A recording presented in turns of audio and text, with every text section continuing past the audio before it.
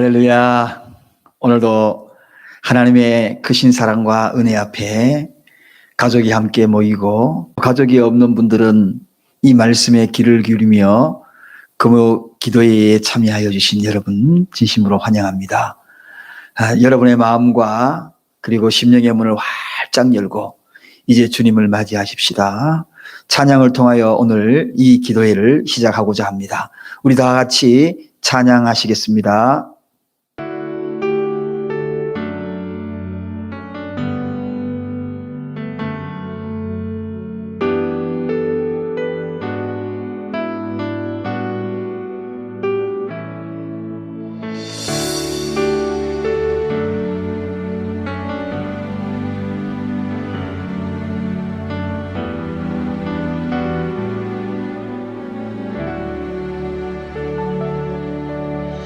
Why?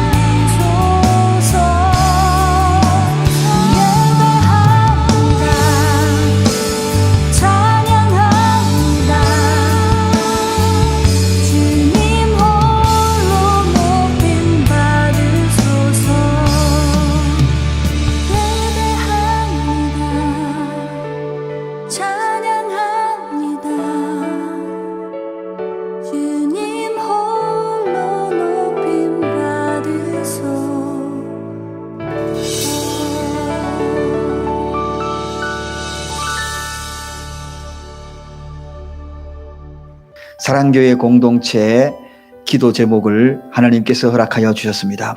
각 처소에서 다 같이 한 목소리로 사랑교회 공동체 기도 제목을 함께 올립니다. 나라를 위한 기도, 코로나 바이러스로 인하여 고통당하는 이들과 가족들을 긍휼히 여기시고 치료하여 주소서. 또한 이 여파로 경제적으로 고통 중에 있는 수많은 백성들을 위로하여 주시고 회복시켜 주소서.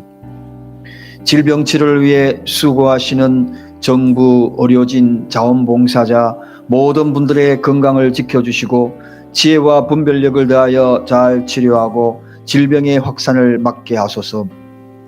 교회를 위한 기도, 교회가 코로나 바이러스로 인하여 어려움을 당하지 않게 하소서.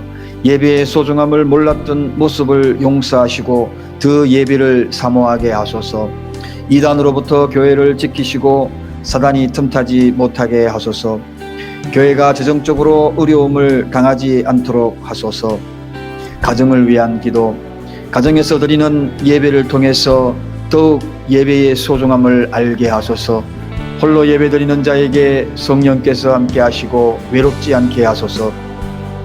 모든 가족들을 질병에서 보호하시고 이럴 때에도 사랑으로 하나 되게 하소서. 공동체 회개의 기도, 혹 전염병으로 내 백성 가운데 유행하게 할 때에 내 이름으로 일컫는 내 백성이 그 악한 길에서 떠나 스스로 겸비하고 기도하여 내 얼굴을 구하면 내가 하늘에서 듣고 그 죄를 사하고 그 땅을 고칠지라. 주여, 그동안 예배를 소홀히 여겼던 저와 우리 가정을 용서하소서. 주의 악한 길에서 떠나 겸손하게 하나님을 구하오니 우리 죄를 사하여 주옵소서. 주여, 제가 행여 하나님의 마음을 아프게 한 일이 있다면 용서해 주소서. 예수님 이름으로 기도합니다. 아멘. 이제 오늘 밤에 하나님께서 우리에게 허락하여 주신 귀한 말씀은 이사야 53장 5절에서 7절 말씀입니다.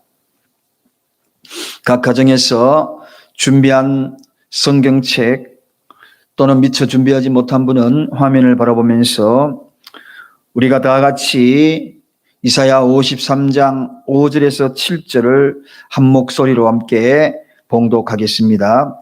그가 찔림은 우리의 허물을 인함이요 그가 상함은 우리의 죄악을 인함이라. 그가 징계를 받음으로 우리가 평화를 누리고 그가 채찍에 맞음으로 우리가 나음을 입었도다. 우리는 다 양 같아서 그릇 행하여 각기 제 갈 길로 갔거늘 여호와께서 우리 무리의 죄악을 그에게 담당시키셨도다. 그가 곤욕을 당하여 괴로울 때에도 그 입을 열지 아니하였으며 마치 도수장으로 끌려가는 어린 양과 털 깎는 자 앞에 잠잠한 양같이 그 입을 열지 아니하였도다. 아멘. 할렐루야. 오늘은 고난의 종이라는 말씀을 가지고 하나님의 은혜를 나누고자 합니다. 고난의 종. 여러분은 다양한 별명을 우리 주위에서 볼 수 있습니다. 별명이란 사람이나 또한 사물의 실제 이름 대신에 사용하는 이름을 별명이라고 이야기합니다. 주로 겉모습이나 성격이나 행동이나 말씨나 경력이나 그 사람의 삶을 통하여 지어진 이름이기도 합니다. 영어로 표현하면 이 별명을 닉네임이라고도 이야기하기도 합니다.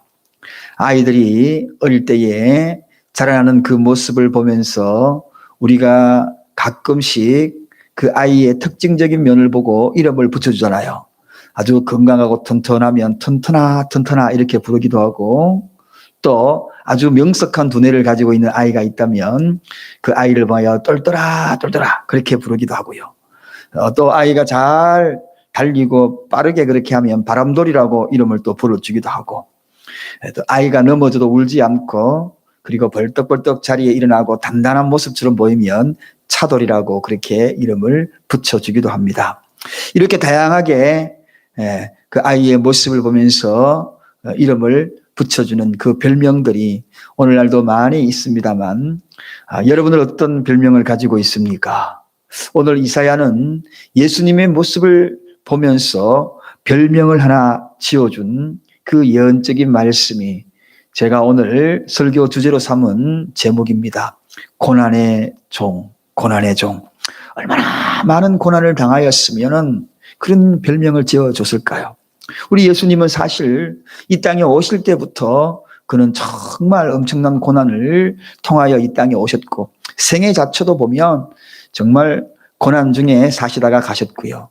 마지막 그의 인생을 마무리하는 그 고난은 말로 표현할 수 없는 십자가의 고난으로 그의 인생을 마무리했습니다. 그렇게 보면 정말 이 이사야가 700년 전에 예언하기를 예수님은 고난의 종으로 오실 것이다, 그 말이 분명하게 맞는 것 같습니다. 이렇게 이사야가 예수님을 고난의 종으로 그렇게 별명을 붙인 그 구체적인 말씀이 오늘 본문 6절에 그 이유가 분명하게 밝혀지고 있습니다. 우리 본문 6절 한번 보겠습니다.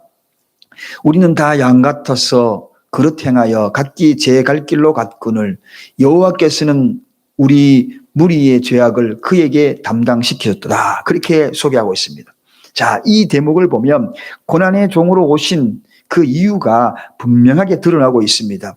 무엇 때문에 고난의 종으로 오셨다고요? 우리 무리의 죄악 때문이라고. 우리 무리의 죄 때문에 그 모든 죄를 주님이 다 담당하셔야 되겠고, 또 하나님 아버지께서 그에게 다 담당시켰다는 겁니다. 그러니 그 많은 죄를 다 담당하니, 인류의 죄를 다 담당하니 얼마나 많은 멸시를 받아야 되고, 얼마나 많은 질고를, 얼마나 많은 슬픔을, 얼마나 많은 아픔을, 얼마나 많은 찔림을, 얼마나 많은 채찍을, 얼마나 많은 배반을 다 당해야 하는 것. 그게 바로 예수님이 이 땅에 오셔서 그 모든 죄값을 다 지불하게 된, 그러니 고난당하는 것은 당연한 일입니다. 그래서 인류의 모든 죄를 다 담당했으니 그 담당하게 된 그 이유로 인하여 그의 일생은 정말 고난으로 얼룩진 그러한 삶이었다는 겁니다. 그래서 이사야는 예수님을 향하여서 고난의 종이다, 고난의 종이다. 그럼 여러분, 왜 이렇게 예수님은 이 고난의 그 모든 환경과 상황을 다 짊어지고 이 땅에 고난의 종으로 오셨는가? 왜 고난의 종으로 오셨는가?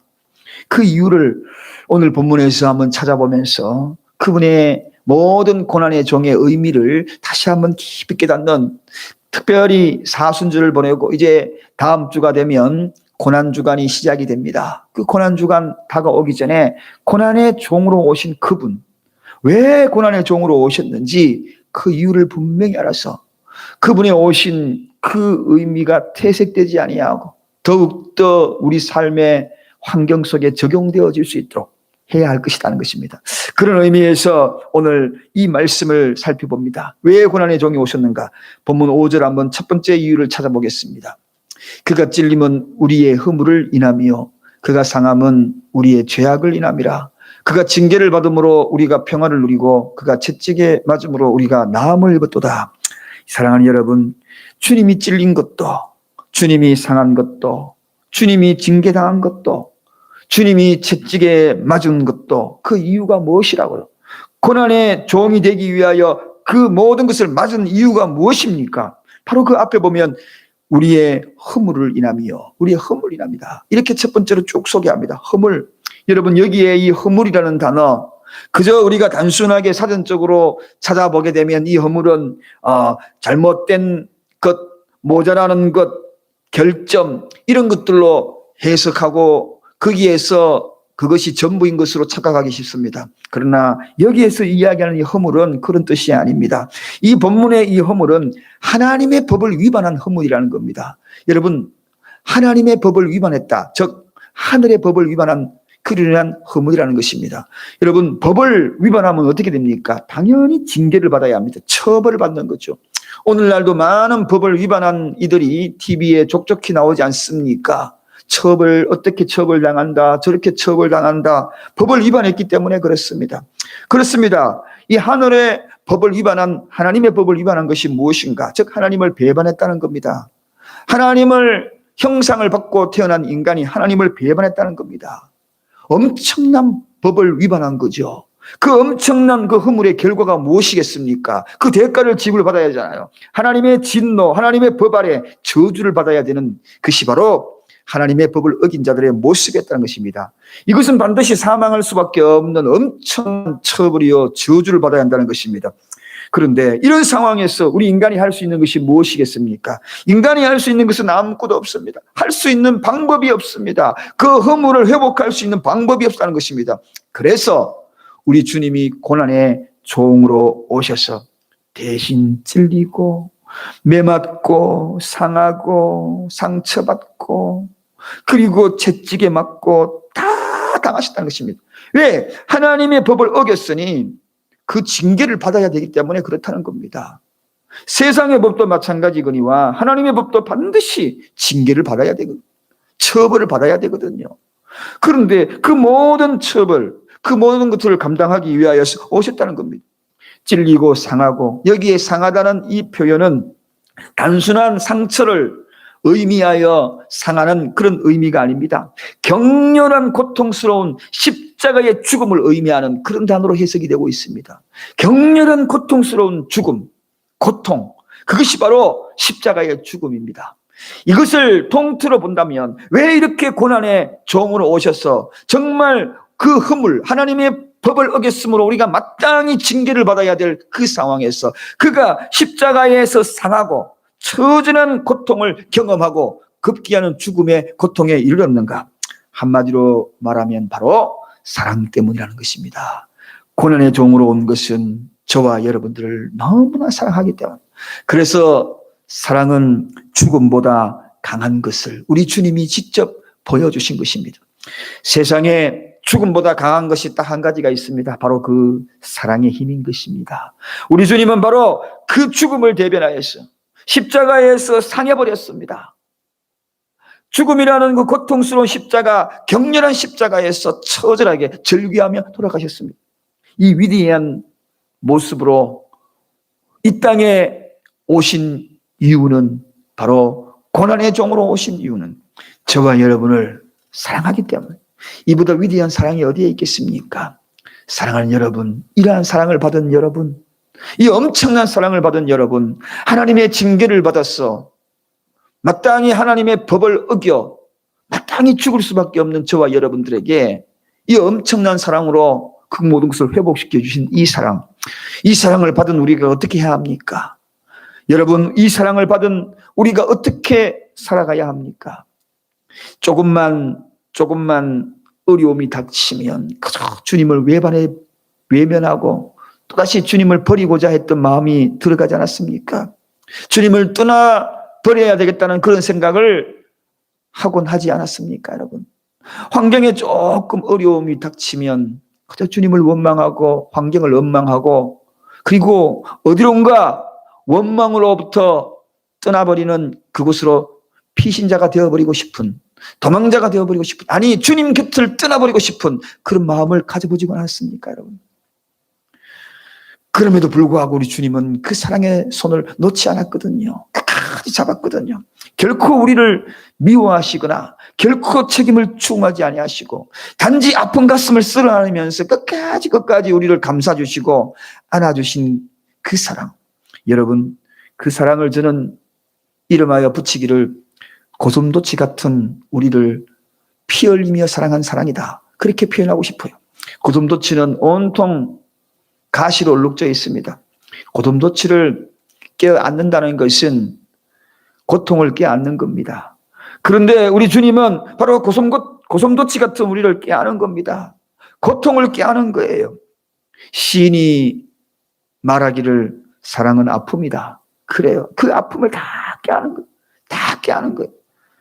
오늘도 이렇게 저렇게 주님의 마음을 아프게 하고 세상 가운데로 방탕해버리는 그 속성을 갖고 있는 우리들을 끊임없이 안는 거예요. 끊임없이 사랑해 주는 거예요. 왜? 그분은 고난의 종으로 오셨기 때문에 그렇습니다. 사랑은 고슴도치도 껴안아 줄 수 있어야 진짜 사랑이라는 것을 보여주기 위해서 오신 겁니다. 진실된 사랑을 보여주고 정직한 사랑이 이런 것이라는 것을 보여주기 위하여서 그렇게 저와 여러분을 고슴도치 같은 저와 여러분을 상처만 줄 수 있는, 깨안을수록 아플 수밖에 없는, 죄로 아프고 그리고 모든 환경 속에 원망과 불평으로 치닫고 가득 채워진 것을 깨안으면 깨안을수록 아플 수밖에 없는 저와 여러분들을 안아주신 겁니다. 상처나며 피 흘리면서도 안아주신 것입니다. 그렇습니다, 여러분. 사랑이란 이렇게 아픈 거죠. 우리도 누군가를 사랑하면 분명히 아픔이 있을 겁니다. 사랑하기 때문에 참는 그런 아픔이 분명히 있다는 겁니다. 사랑하는 여러분, 사랑의 실천은 이런 아픔의 대가를 지불해야 하는 것인데, 우리는 주님의 그 엄청난 사랑을 받았으면서도 이 아픔을 전혀 지불하지 아니하고 사랑을 쟁취하려고 그러고 그렇게 사랑을 내 것으로 만들려고 했던 그런 모습이 없습니까? 사랑하는 여러분, 우리도 그 누군가를 사랑하기 위하여서 아픔을 껴안아줄 수 있어야 합니다. 비록 내가 나에게 다가오는 그 고통이 있다 할지라도 주님이 고슴도치 같은 우리도 껴안아 주셨지 않습니까? 사랑은 바로 이런 아픔의 대가를 지불할 때에 진정한 아름다운 결실이 있고 열매가 있는 겁니다. 주님이 왜 고난의 종으로 오셨습니까? 바로 우리를 사랑하기 때문에 그렇습니다. 두 번째, 주님이 왜 고난의 종으로 오셨는가? 6절에 소개합니다. 우리 6절 다 같이 보겠습니다. 우리는 다 양 같아서 그릇 행하여 각기 제 갈 길로 갔거늘 여호와께서는 우리 무리의 죄악을 그에게 담당시키셨도다. 그렇게 소개합니다. 여러분, 양들의 특징은 뭡니까? 가만 놔두면 그저 각기 제 갈 길로 땅만 보고 갑니다. 먹을 것만 쳐다보고 땅만 보고 갑니다. 길인지 아닌지도 모르고 그냥 갑니다. 가는 길 잘못되어도 배가 불러서 그 먹이가 배가 터져와도 그것을 인지하지 못하고 계속 먹습니다. 그리고 계속 갑니다. 사랑하는 여러분, 이게 바로 양들의 속성입니다. 그런데 그 잘못된 길을 가도 알지 못하고 갈 때에 그 모든 책임은 누가 져야 합니까? 양이 져야 합니다. 그럼에도 불구하고 오늘 본문의 말씀이 뭡니까? 그릇 행하여 제 갈 길로 갔는데, 우리가 잘못해서 갔는데 우리 무리의 죄악을 누구에게요? 그에게 담당했다는 겁니다. 하나님은 우리 예수님에게 그 모든 잘못을 뒤집어 씌웠다는 겁니다. 이보다 억울한 일이 어디에 있겠습니까, 여러분? 여러분, 억울한 일 당해 보셨습니까? 내가 그러지도 않았는데 나에게 그 모든 일을 뒤집어 씌울 때에 참으로 억울할 겁니다. 우리 주님은 그 모든 형벌들을, 지금 그 억울한 일들을 우리가 잘못했는데 우리 죄 때문에 우리가 곁길로 엇길로 그릇 행하여 갔는데 그럼에도 불구하고 그분에게 다 담당시켰다는 겁니다. 그래서 십자가에 매달았고 물과 피를 섞게 만들고 저 타오르는 태양, 그 태양, 장렬하는 태양 아래에서 십자가에 대롱대롱 매달려서 마지막까지 거기에 운명하는 그 순간까지 거기에 매달려 세상을 떠난 거 아니겠습니까, 여러분? 십자가에 그렇게 매달려 있으면서도 불구하고 결단코 인간을 원망하지 않았습니다. 그리고 인간에게 저주하지 않았습니다. 왜? 두 번째 이유가 바로 거기에 있는 거죠. 자신을 십자가에 못 박는 그들까지도 용서했잖아요. 그렇습니다. 주님은 우리 용서하기 위하여 고난의 종으로 오신 겁니다. 저들을 십자가에 못 박는 저들에게, 저들의 죄를 저들에게 돌리지 말라고 용서해 주시는 주님. 사랑하는 여러분, 마지막 죽어가면서도 저와 여러분을 용서하신 분이 우리 주님입니다. 왜? 용서하기 위하여 오신 고난의 종이기 때문에 그렇습니다. 그분은 고난의 종으로 오셔서 용서하기 위한 사명을 가지고 오셨다는 것입니다. 바로 용서. 저 십자가는 바로 고난의 정표요. 다른 말로 이야기하면 사랑의 정표가 첫 번째였고 두 번째는 용서의 정표입니다. 용서의 정표예요. 저 십자가 고난의 정표, 그곳에서는 용서의 피가 흐르는 겁니다. 그래서 김중곤 목사님이 예수님의 십자가에 대해서 다음과 같이 이야기했습니다. 예수님의 십자가는 예수가 하나님을 부르고 나의 이름을 부르다가 죽은 곳이 바로 저 십자가다. 그리고 십자가는 예수가 한 손으로 하나님을 붙들고 한 손으로 나를 붙들고 급기야는 심장이 터져 죽은 곳이 바로 저 십자가다. 사랑하는 여러분, 그렇게 원수처럼 주님을 배반하고 그렇게 떠나는 우리를 손잡아서 용서의 손을 내밀었던 주님의 그 손, 그 손으로 하나님과 어떻게 하면 연결시켜 줄까? 한 손은 하나님의 손을 잡고 한 손은 내 손을 잡고, 그리고 내 이름을 부르고 하나님의 이름을 부르다가 심장이 터져 죽은 것이 바로 십자가라는 것입니다. 왜? 우리를 용서하기 위하여.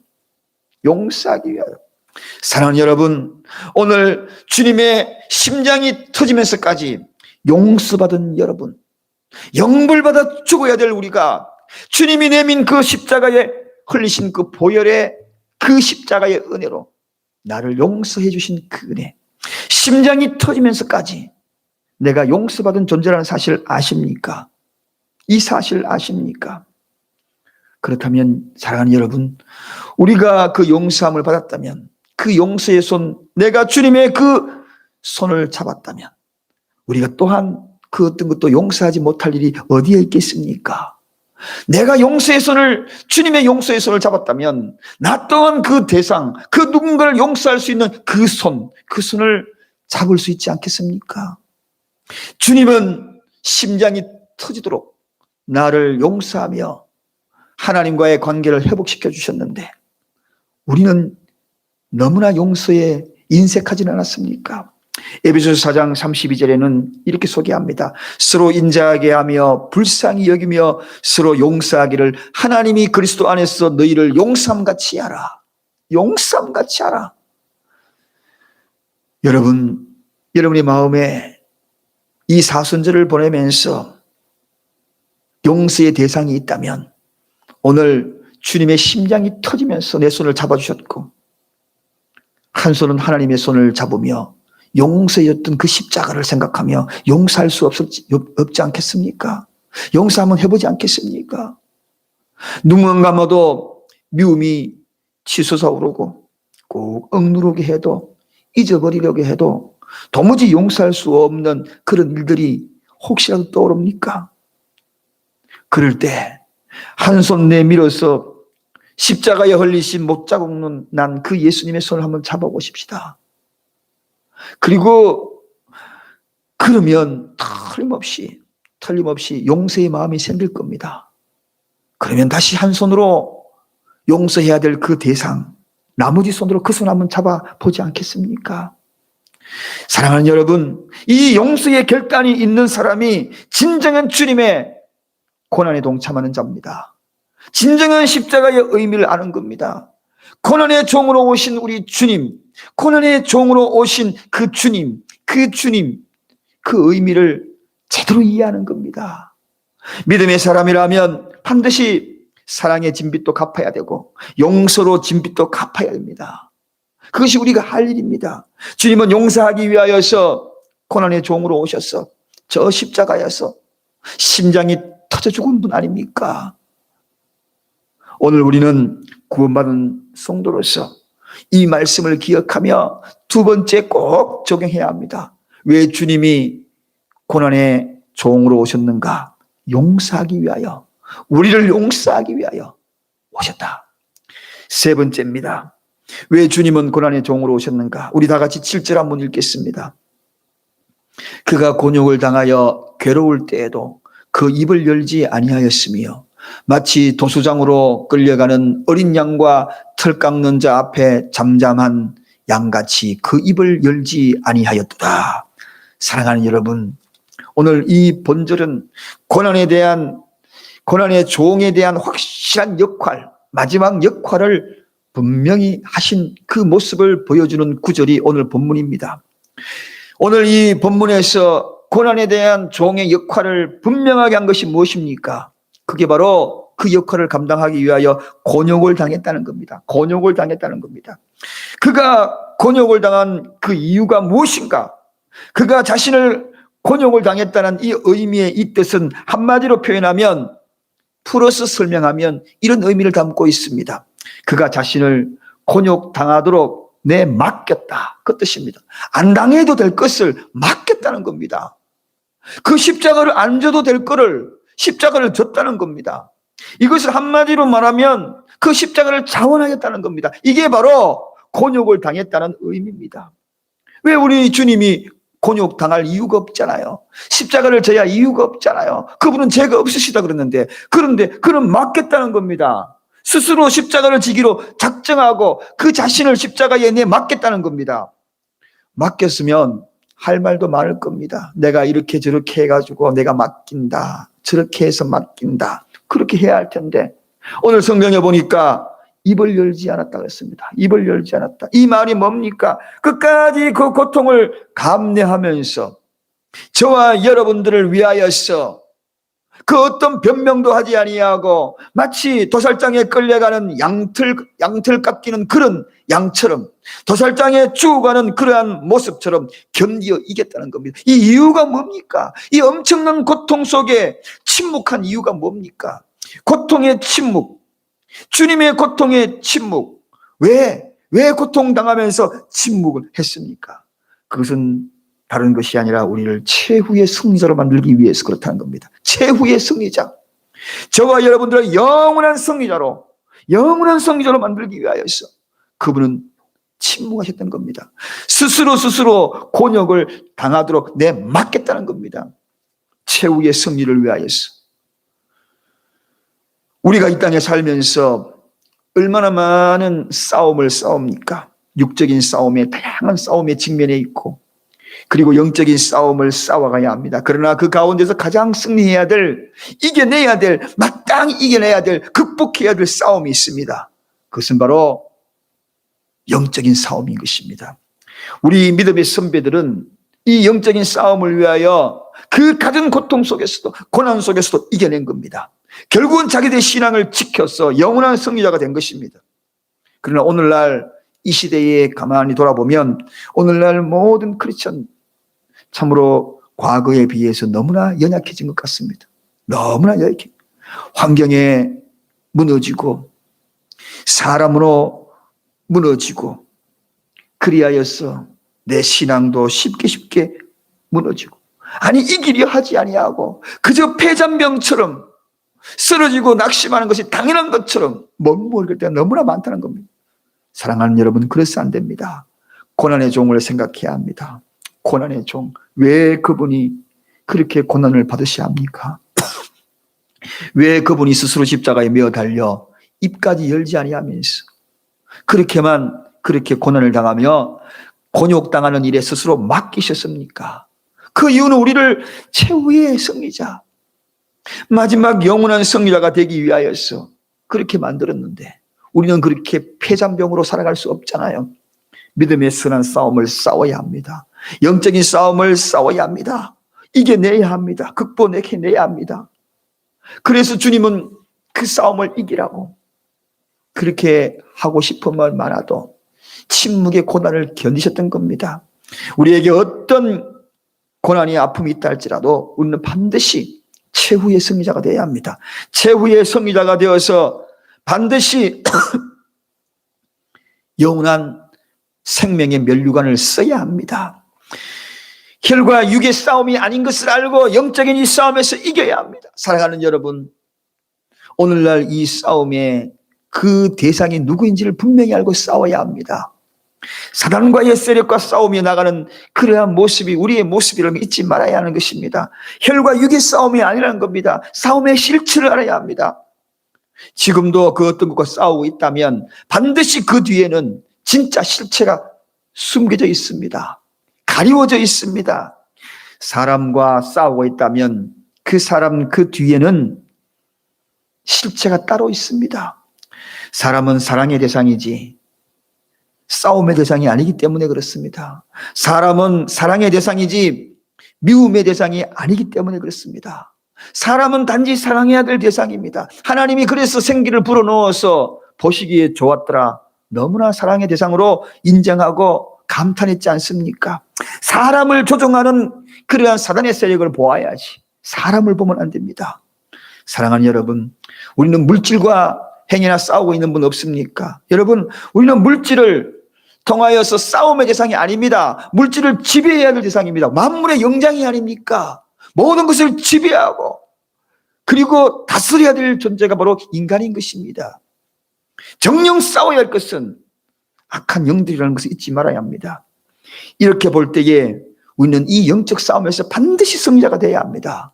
그런 고로 우리 주님이 십자가의 고난을 자처한 것입니다. 오늘 저와 여러분에게 어떤 가시가 찌르고 있습니까? 어떤 아픔이 여러분에게 다가와서 슬퍼하게 만듭니까? 탄식하게 만듭니까? 주님의 고난의 종을 고난으로 종에 오신 그 의미를 알아야 합니다. 주님이 고난의 종으로 온 것은 우리를 이기게 하기 위해서 오신 거예요. 우리가 잠시 찌른 이 아픔만 생각하고 그 고통만 생각하고 좌절하고 무너지면 안 됩니다. 우리는 반드시 영적 싸움에서 최후 승리자가 되어야 합니다. 최후 승리를 얻기까지 주의 십자가 사랑하리. 빛난 멸류관 받기까지 험한 십자가 붙들겠네. 여러분, 험한 십자가 끝까지 붙들고 이겨야 하는 것입니다. 최후 승리 얻기까지. 결국은 우리는 멸류관, 승리의 멸류관, 영원한 생명의 멸류관을 우리가 다 써야 하기 때문에 그렇습니다. 그래서 그분은 고난의 종으로 오셔서 도살장에 끌려가더라도 침묵의 고난으로 견디셨던 겁니다. 여러분, 침묵으로 고통을 참는 것이 훨씬 더 고통스럽다는 걸 알고 있지 않습니까? 비명소리 지르지 아니하고 참아내며 견디던 그 주님의 그 고난, 그 고통, 이 모든 것이 왜 그랬는가? 우리를 최후 승리자로 만들기 위해서 그랬다는 것입니다. 그러기에 오늘 우리는 주님이 견디어 이 세상에 고난의 종으로 우리를 최후의 승리자로 오셔서기 위하여서 고난의 종으로 오게 했다면, 오셨다면 우리는 반드시 이겨내, 반드시 극복해서 최후 승리자가 되어야 하는 것입니다. 결론입니다. 사랑하는 여러분, 왜 예수님이 고난의 종으로 오셨습니까? 오늘 이 세 가지를 꼭 명심해야 합니다. 다음 주부터 고난주간이 시작이 될 텐데 갖가지 시험거리들이 있을 겁니다. 우리 주변의 환경들 속에서 고난당할 때마다 시험거리 생겨나고 그리고 넘어지기 일보 직전까지 갈 때가 분명히 있을 겁니다. 그런데 주님의 고난을 생각하며 이겨내셔야 합니다. 주님은 고난의 종으로 아예 작정하고 오셨습니다. 우리가 당하는 이 고난, 고통과 비교할 수 없는 아예 삶 자체를 태어나면서부터 그리고 살아가는 생애 그리고 마지막 그 순간까지 아예 고난 당하기로 작정하고 오셨습니다. 그래서 이사야가 고난의 종이라고 별명을 붙여줬지 않습니까? 왜요? 우리를 사랑하기 위하여 그렇습니다. 우리를 사랑하기 위하여. 왜요? 우리를 용서하기 위하여 그렇습니다. 왜요? 우리를 최후 승리자로 만들기 위하여 고난의 종으로 오셨습니다. 이 엄청난 은혜 속에 살아가는 저와 여러분들이 어찌 세상의 환경에 무너질 수 있습니까? 이 엄청난 용서와 사랑을 받은 우리가 어찌 좌절할 수 있겠습니까? 우리는 반드시 최후의 승리자가 되어서 생명의 멸류관을 반드시 받았을 겁니다. 포기하지 말고 끝까지 그 자리에서 일어나 주님의 고난의 그 모든 모습들을 기억하고 고난의 종을 바라보며 승리하는 저와 여러분 되시기를 간절히 축원드립니다. 기도하겠습니다. 하나님 아버지 감사합니다. 고난의 종으로 오신 우리 예수님을 기억하며 오늘 이 말씀을 증거했습니다. 우리에게 사랑하지 못할 일이 뭐가 있으며 용서하지 못할 일이 뭐가 있으며 급기야 이기지 못할 일이 뭐가 있겠나이까? 고난의 종으로 이 모든 것들을 행할 수 있도록 주님이 다 앞서서 행하셨기에 우리는 단지 주님이 가신 그 길을 따라가면 우리 역시 또한 우리에게 이 모든 것들이 주어지게 될 줄로 믿습니다. 감사합니다. 이 마음을 품고 믿음으로 승리하는 우리 온 교우들 다 되게 하여 주시옵소서. 예수 그리스도 이름으로 간절히 기도드리옵나이다. 아멘. 이제 우리가 오늘도 이 말씀을 기억하면서 하나님 앞에 찬양을 올려드리고요. 기도할 때 오늘 이 금요일은 가족들이 다 함께하는 가족을 위한 금요 기도회라 그랬습니다. 그래서 가정에서 정말 가족들 한 사람 한 사람 이름을 다 부르세요. 그리고 사랑하지 못한 것 뭐가 있으며 사랑으로, 용서하지 못할 것 뭐가 있으며 용서로 끝까지 격려하여서 주님이 고난당하신 그 의미를 통하여 우리도 반드시 이겨내자, 극복하자. 이 어려운 환경, 가정의 위기 반드시 극복하고 우리 모두가 다 최후의 승리자가 될 수 있다. 이러한 각오와 마음으로 그런 자가 우리 가족들이 다 되도록 한 사람 한 사람 이름을 부르면서 간절히 기도합니다. 찬양 한 곡 부르면서 기도의 시간을 가지도록 하겠습니다. 우리 다 함께 찬양 올려드리겠습니다.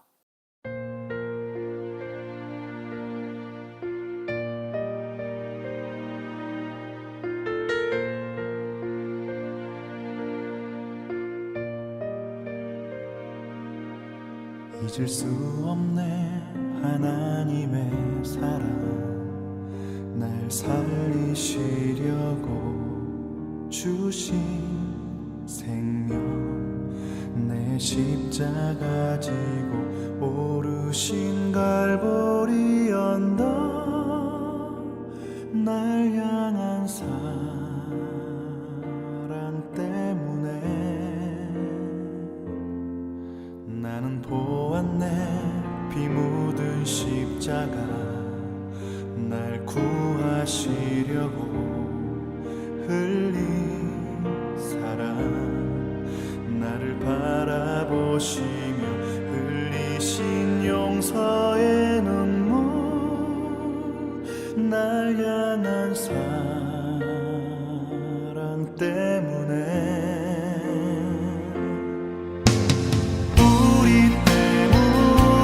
생명 주셨고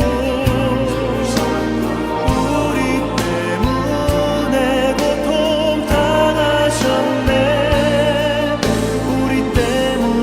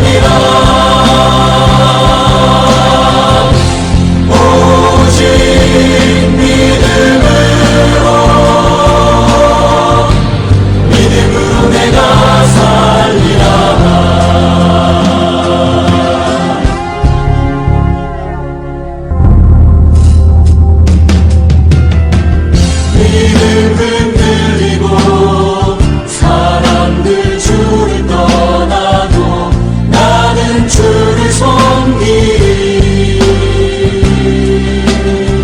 주님의 나라는 영원히 쇠하지 않네.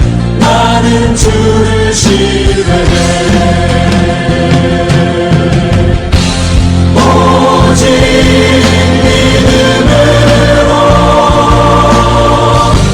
믿음으로 내가 살리라. 오직